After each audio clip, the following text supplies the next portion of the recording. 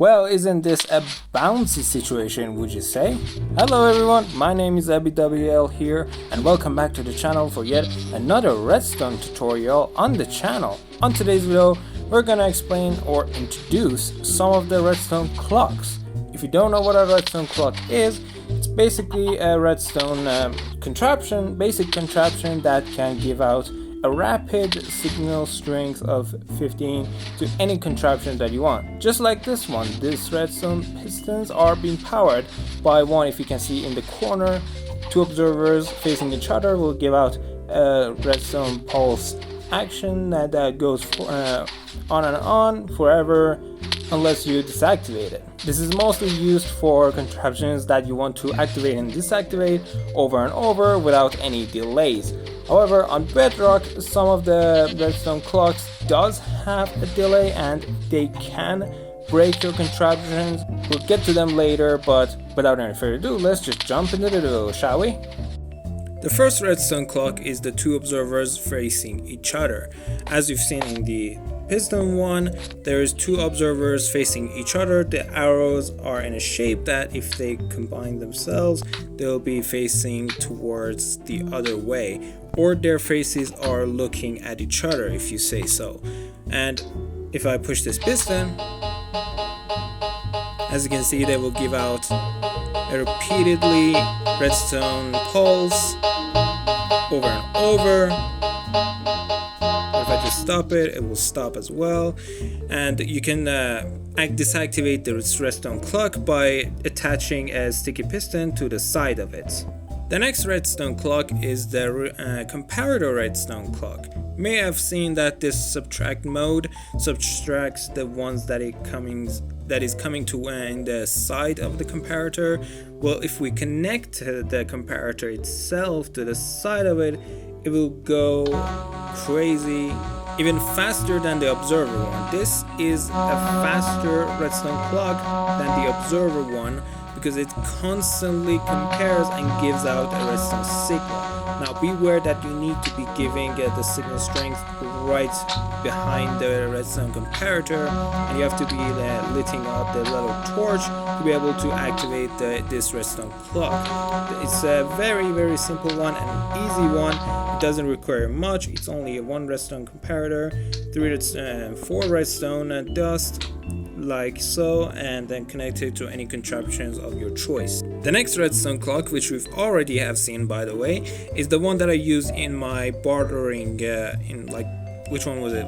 It was the enchantment video. I used it for a bartering farm, which I will definitely put in my video list, by the way. But anyway, this is a very simple one. Just like the comparator, it only needs 2 repeaters instead, and all you need to do is to set them on 4 ticks, both of them, so that they won't activate just right after the other one. And all you need to activate it is to press this lever once, and you have to be quick about this one because if you keep it on, it will stay on and it will kind of break, and you have to do it as fast as possible as you can so that it activates. The way it works is that the redstone signal is going through this repeater. It's getting extended, going through this repeater, and this repeater is giving the signal strength back to the other repeater. It's like a clock, as it says. This is like the circle of the clock, and you must pay attention to the arrows because the arrow must be facing the opposite direction of the other repeater. You can extend the time or the delay on these redstone clocks by extending them with more repeaters, setting them on 4 ticks. And if you want to deactivate it, all you got to do is either press that once to lock the clock, or you can just break one. I personally would recommend breaking it because sometimes doing this is not really the best method of deactivating it, and it's better to deactivate it manually. But for these two, you can just deactivate them using a lever by either attaching them to a sticky piston or directly depowering it. The next redstone clock is a very interesting one because it gives out a signal strength by its default. So right now it's turned off, but it's giving out a signal strength, as you can see. So it's an active redstone clock. Those three others are inactive, or they're not active clocks, but this one is an active, which gives it a better advantage. I would like to call this one the V redstone clock. As you can see, it's a V shape. I'm going to make one so you would understand better. First, you place one block here, then you make a V shape like this, and then you break the middle block, and then you place your torch here, a redstone repeater here, and then a redstone dust here. As you can see, it activates, and the lever is to either turn it on or off using the switch. As you can see right here, if I turn it on, it will be activated, but if I turn it off, it will stay active, but it's turned off, so it will not give out any more signal strength. There's also another redstone clock called the hopper redstone clock. All you need to do is to place a hopper pointing towards a block, and then break that block, and then place another hopper facing towards the other hopper. And then, as you can see, the bottom point is connected to each other, means that if I place one block inside of it, as you can see, it goes back and forth between the two hoppers because they're facing each other. This one will get the item into this one, and this one will get it instantly into the other one.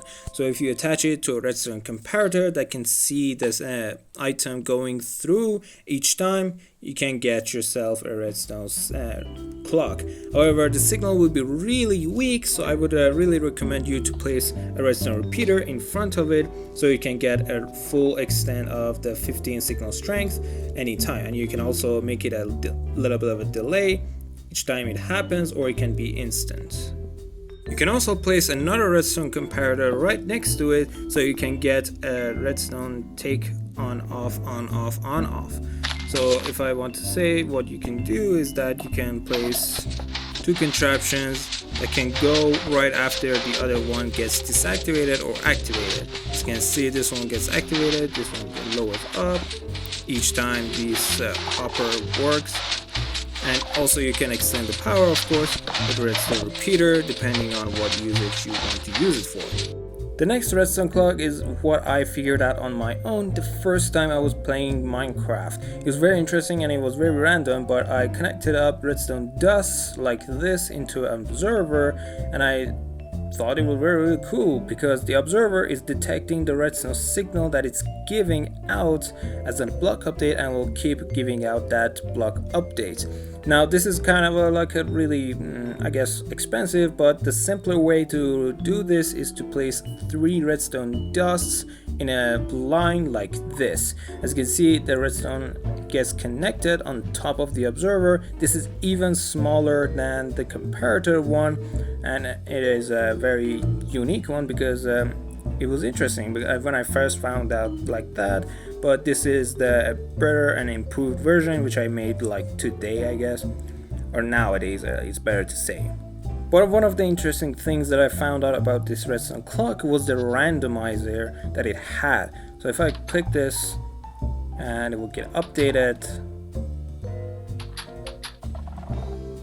and just pay attention to the timing as it changes. Yeah, right there. You see, this is like a randomizer pulse giving. This is good for like traps that you want your traps to like extend the block and then extend it back, and after a little bit of a delay, then extend it again. As you can see right here, it has a lot of delay here, but then it gets faster, faster, and faster as the randomizer goes on. It'll stay open for a while, and then it will get fast. And this is how you can make it. All you need to do is just attach a redstone repeaters all over it for as long as you want the delays to be, and just connect the redstone repeaters in a clock as the same as that one. It's a combination of that redstone clock and this redstone clock. It will give out a redstone repeating signal, but every time it's fast or slow depending on the timing. You've probably guessed by now that I also have included the skulk sensors inside of this as well.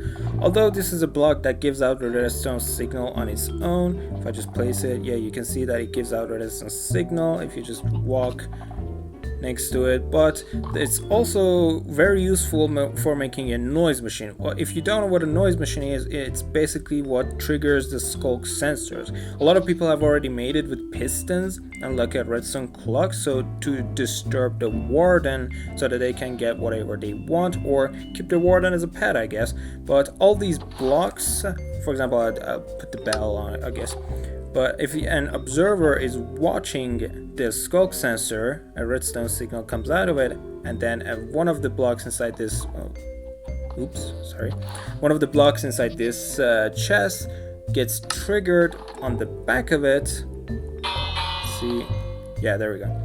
It will get instantly activated, and this is a clock on its own, I guess, because it will give out a noise to the skulk sensor so that it will get the observer gets an instant redstone signal to the block that is behind of it. Either if it's a bell, if it's a trapdoor, we'll do the same. As you can see, each time it will make a noise and it will trigger the skulk sensor again, and the observer sees that and it activates the trapdoor again. You can just place it right next to the observer as well, but if you want to use it as a redstone clock, you just need to place down a target block so you can get any redstone pulse anywhere you want it to be. Place a trapdoor there, and then I will use this one to other contraptions of my choices. It's also a noise machine, but it's also a redstone clock. I just figured out that you don't need the skulk sensor for blocks that gets opened and closed, like the fence, I guess. If you open and close it, it will give out the redstone signal on its own, but it doesn't work for the bell and the note block. It doesn't work for these two, but for the rest of them it still works. So if you want to make a redstone clock like these, you can still make it with the blocks that gets opened and closed, like the fence or the door, oak trapdoor, whatever, piston, and the sticky piston doesn't really have any difference. But the ones that like gets an update after and before gets to make a noise to the skulk sensor, so it activates its own again and again. So you don't need the observer for these 4 blocks, but if you want to make it with a note block and a bell, you need the observer behind of the skulk sensor to give out the redstone signal each time it turns on and off the skulk sensor. That's gonna be it for all the redstone clocks in this video. I hope you enjoyed this video. I hope you find something new in this video, and let me know in the comment section if you know any other redstone clocks that I've missed or you have invented on your own, whatever. I would really appreciate it if you just comment something down there. It's really quiet down there. It would really mean it a lot to me to get some feedbacks on my videos or whatever. And I would really appreciate it if you would just like the video as well and comment down below, subscribe to the channel as well. It would mean a lot more to me if you would do that, and I'll catch you in the next one. Bye.